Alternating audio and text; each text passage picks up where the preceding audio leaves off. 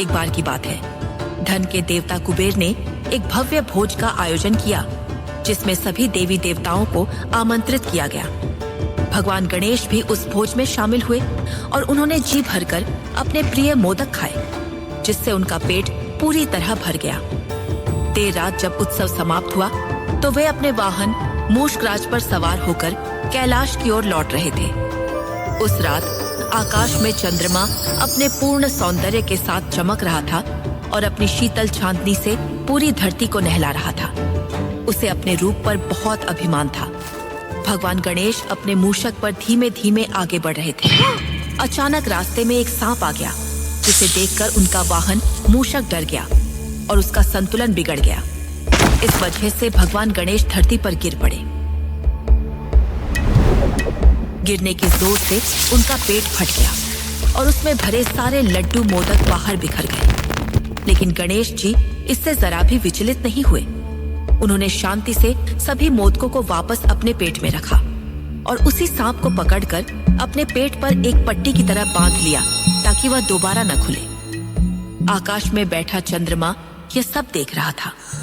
गणेश जी के विशाल पेट, उनके गिरने और फिर एक सांप को पेट पर बांधने का दृश्य देखकर वह अपनी हंसी रोक नहीं पाया।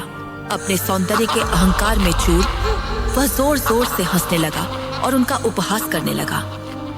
चंद्रमा का यह अहंकार और उपहास देखकर भगवान गणेश क्रोधित हो गए। उन्होंने चंद्रमा की ओर देखा और कहा, हे चंद्र, तुम्हें अपने रूप पर इतना घमंड है कि तुम दूसरे का सम्मान करना भूल गए। मैं तुम्हें श्राप देता हूँ कि तुम्हारा यह सौंदर्य नष्ट हो जाएगा और तुम प्रकाशहीन हो जाओगे। इतना ही नहीं, जो कोई भी तुम्हें देखेगा उस पर चोरी का झूठा आरोप लगेगा और उसे अपमान का सामना करना पड़ेगा। गणेश जी के श्राप देते ही चंद्रमा आकाश में काला पड़ गया। संसार से उसकी रोशनी समाप्त हो गई और चारों ओर घना अंधकार छा गया। सभी देवता और मनुष्य इस अंधकार से व्याकुल हो उठे। चंद्रमा को अपनी भूल का पश्चाताप हुआ। उसका सारा घमंड टूट चुका था। तब चंद्रमा और अन्य सभी देवता मिलकर भगवान गणेश की शरण में पहुंचे और उनसे अपना श्राप वापस लेने की विनती करने लगे। सबका दुख देखकर करुणामय गणेश जी का हृदय पिघल गया। उन्होंने कहा, मैं अपने श्राप को पूरी तरह समाप्त तो नहीं कर सकता, लेकिन उसमें कुछ बदलाव अवश्य कर सकता हूँ। तब उन्होंने श्राप को संशोधित करते हुए कहा कि अब से चंद्रमा को महीने के 15 दिन धीरे धीरे क्षीण होना पड़ेगा, जिसे कृष्ण पक्ष कहेंगे, और अगले 15 दिन वह अपनी कलाओं को पुनः प्राप्त करेगा, जिसे शुक्ल पक्ष के नाम से जाना जाएगा।